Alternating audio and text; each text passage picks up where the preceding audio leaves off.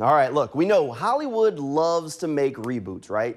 The Jaguars season overall has kind of been just reboot after reboot. Don't advance anything. It's been done to death. It's the same thing over and over and over. Late touchdown that costs the Jaguars. Blown coverage that gives up a big play.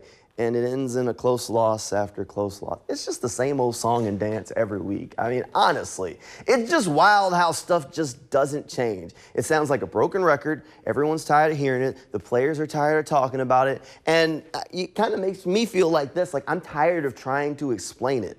Losses at this point in the year just kind of push the Jaguars closer to the changes that they need. They're honestly almost there, just that close. But Shad Khan's patient. I mean, he's more patient than me. My patience level is like on E at all times. And he's more patient than many of you out there. Or maybe Shad Khan's just playing chess while we're playing checkers. He's playing the long game. I know there are some Jaguars fans out there that are rooting for losses so the Jaguars can secure that high draft pick.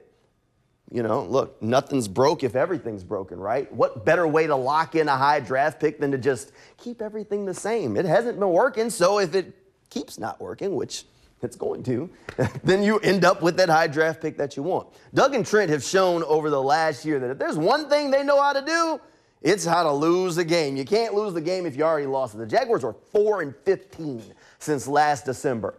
4-15. They got no answers. Look, I'm not even going to say fire everybody. Look, you kind of already know where this is going. I've done that.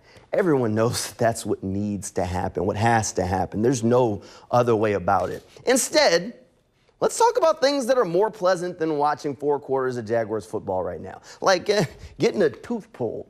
Or how about another one? Having a migraine. I know everybody's had a day that's been sidetracked by that, but it's still better than having to kind of suffer through what they've been putting out on the football field. Or, here's one, waving at somebody you thought was waving at you only to realize they were waving at the person behind you. Look, that's enough to make a grown man cry. Honestly, that might be the same level of pain as watching 4 quarters of Jaguars football right now. At this point, it's just bad. And the injuries honestly have made it worse. Or maybe they're getting everybody ready for what could be a harsh reality that's coming in the near future. Evan Ingram, Christian Kirk have become fan favorites. And for good reason. They're leaders on this team. But what if the Jaguars move on from Christian Kirk and Evan Ingram this offseason? Look, that sounds like a crazy question, but I know I'm crazy. So maybe I'm not that crazy, because it really would open up a ton of salary cap room for the Jaguars to be able to make some of the changes they need. And you know, sometimes change is just hard. Everyone's been asking for change. We've talked about it. And everyone wants to be like, well, the Detroit Lions, who are one of the best teams in the league right now. But are you ready for what could come with that? Sometimes part of change means losing some of the leaders on the team and making some tough choices. Look, it's hard to say goodbye. We could play the Boyz II Men song right now. Change is hard sometimes, and sometimes that means you're going to have to cue up that Boyz II Men song, say it's hard to say goodbye because sometimes it's just hard to let go. But change means you have to do it.